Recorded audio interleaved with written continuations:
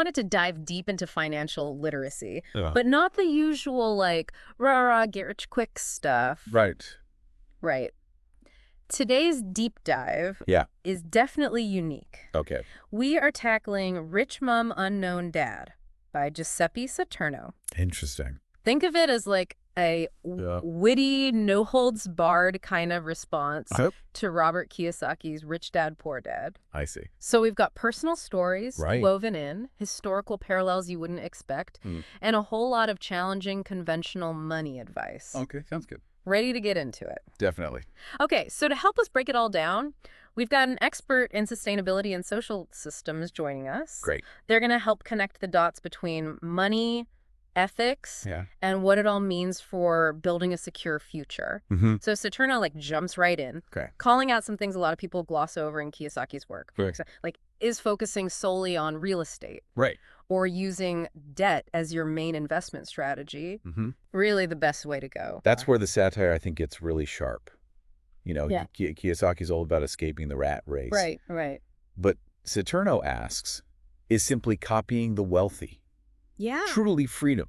Right. So especially if it means like dodging responsibility or even exploiting loopholes. He uses the story from Rich Dad, Poor Dad itself to make this point. Yeah. Young Robert and Mike making a profit off of unsold comic books. Oh, I remember that one. It's entrepreneurial. Right. Sure, but there's a shadow of something not quite right there. Exactly. Yeah. It highlights that line between cleverness and potentially taking advantage of others. Yeah. Which Saturno keeps coming back to. And then there's the whole education thing. Okay. Both Kiyosaki and Saturno are big on learning. Yeah. But what kind of knowledge matters most? Right. That's where they diverge. You've got Kiyosaki, very focused on financial education, right, understanding money, investments, the whole wealth-building toolkit. Yeah. But Saturno argues that's too narrow. Like, not enough to just be money smart. Right. He thinks history, science. Oh, interesting. Even ethics are crucial for making good decisions. Okay. It's almost like financial literacy for him. Yeah. Includes understanding the consequences of how wealth is made. I see. Not just how to make it. So for you listening, think about it. Yeah. What are the skills you value most? Are they all about earning potential? Right. Or is there something deeper going on? Interesting question. And this leads right into how they each define assets and liabilities. Yeah. You know, Kiyosaki is big on acquiring income-generating assets. Yes. But Saturno throws a curveball. Okay, what's that? He says things like fertile land, clean water, right, even a tree planted with his grandfather. Interesting.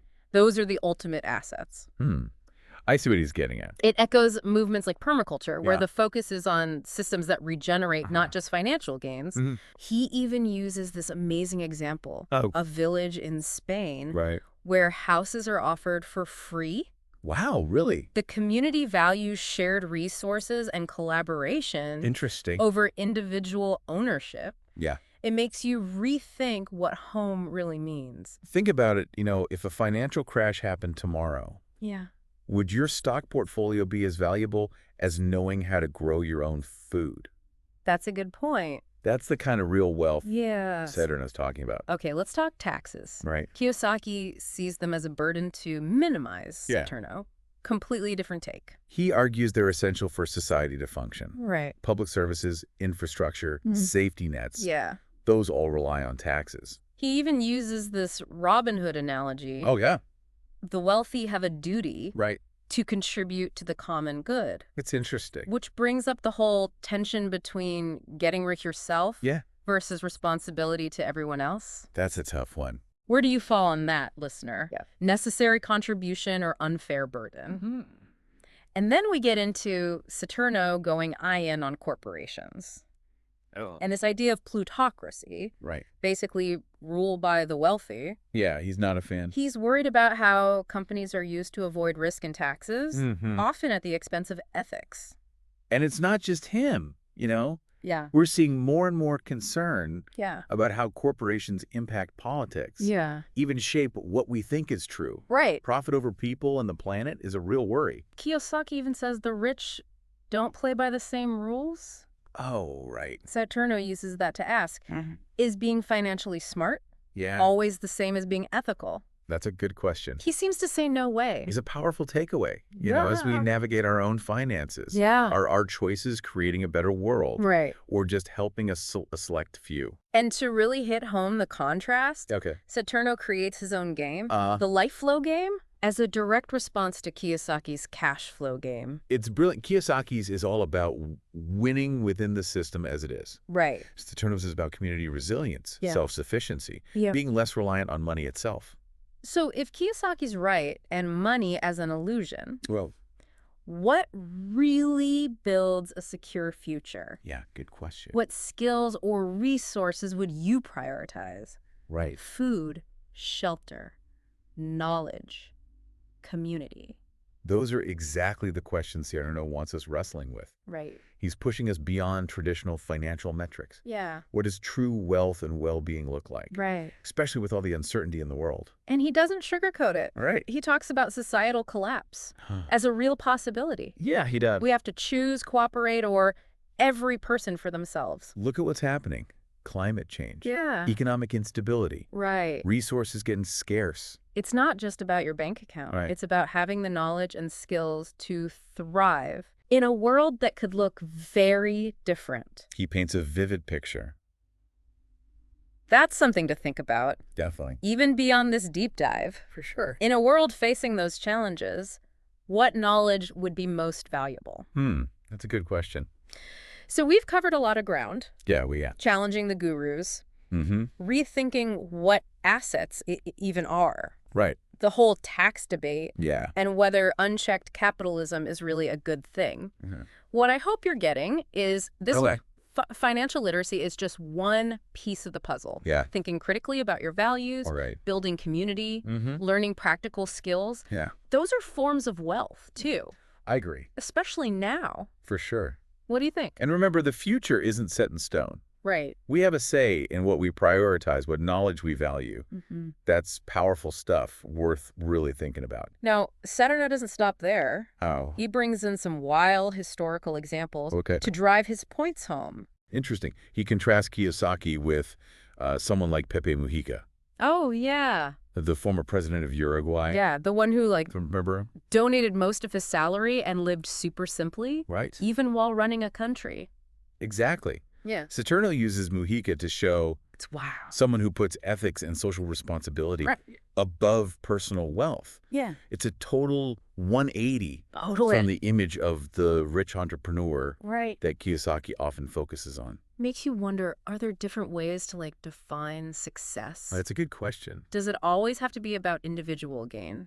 Or can we aim for something more equitable, where everyone benefits? That's a big part of, I think, what Saturno's getting at. Yeah. And he pulls an interesting point from Kiyosaki's own book about how the very definition of wealth has changed over time. Oh, right. He talks about how, centuries ago, it was all about land. Then, during the Industrial Revolution, it became about factories and production. And now, in the information age, it's knowledge and data that hold the most value.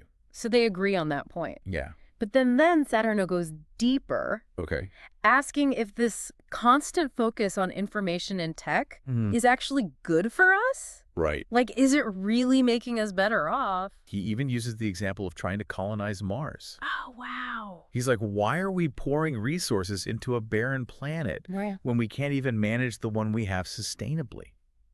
It's kind of mind-blowing when you think about it. It is. He's saying if we can't even grow a salad without tons of technology and investment, what hope do we have on a planet with no breathable air or fertile soil? It's a wake-up call. Totally. Real wealth, he argues, is understanding and taking care of the natural world. Yeah. Not just piling up money.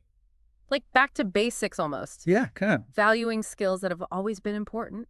Agriculture, building things, working together as a community. Exactly. And maybe even more important, relearning how to cooperate to build a better future. Right. Instead of just competing for personal gain. And you know what's really interesting? What's that? Saturno's take on the banking system. Okay. He does not hold back. He doesn't? At all. So what does he say?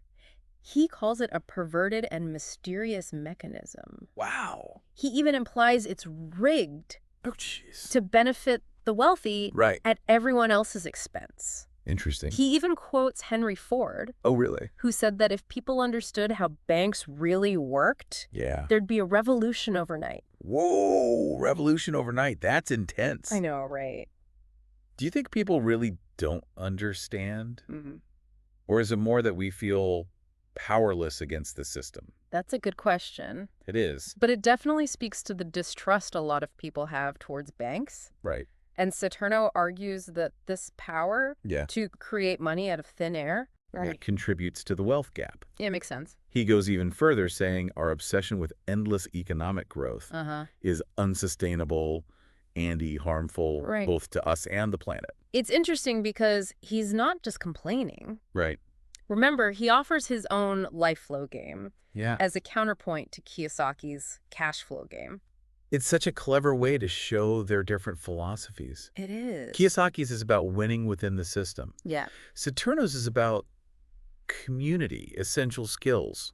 Right. And relying less on money itself. It's a radical idea. Yeah. But it fits with the growing movement towards being self-sufficient, localizing, and finding alternative ways to think about economics. So what if success wasn't just about financial freedom? Right. What if it was about strong communities, work that has meaning, and living in harmony with nature? Saturno's giving us a different vision of the future. He is. Less about individual wealth. Yeah. More about everyone thriving together. Yeah. It might sound utopian to some. Right. But in a world with so many problems, maybe we need a little utopian thinking. No, Saturno doesn't shy away from controversy.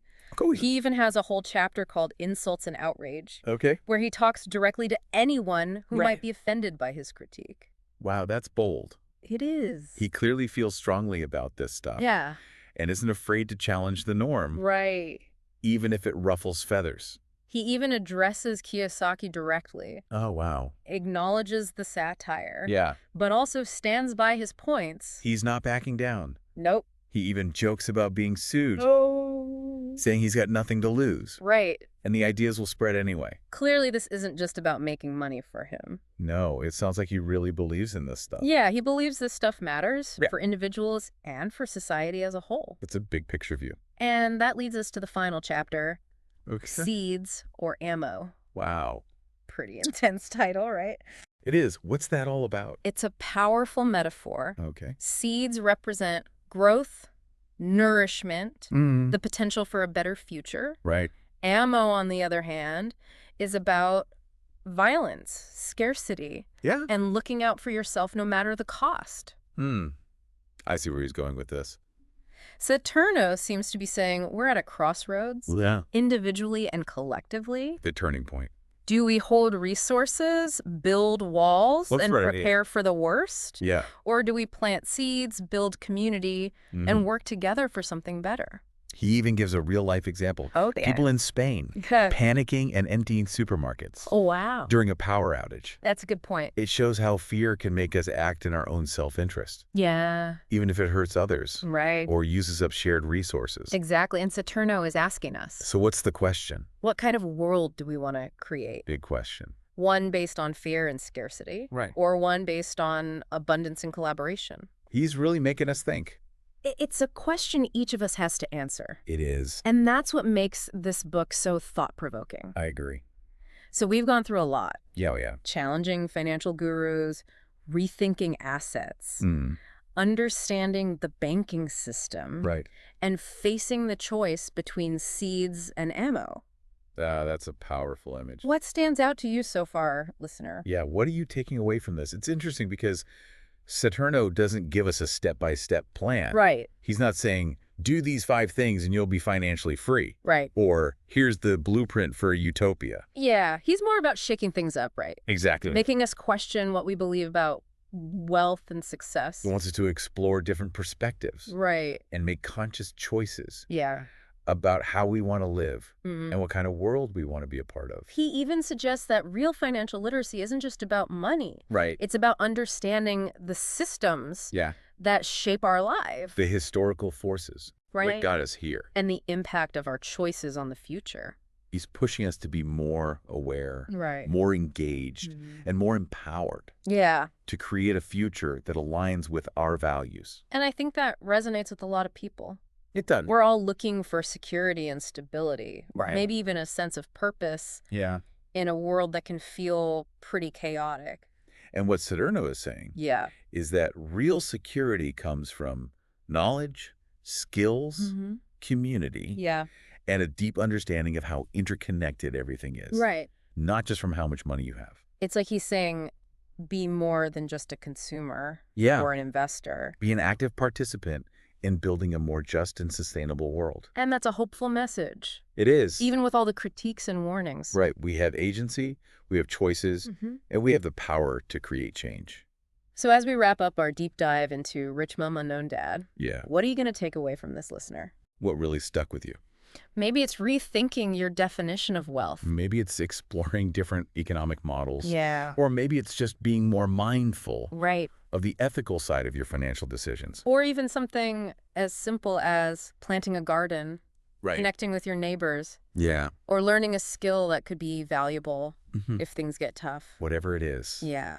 I hope this deep dive has given you some new ideas, challenged some assumptions, and maybe even inspired you to take action. Thanks for joining us on this journey. Yeah, thanks for listening. Keep learning, keep questioning, and keep diving deep.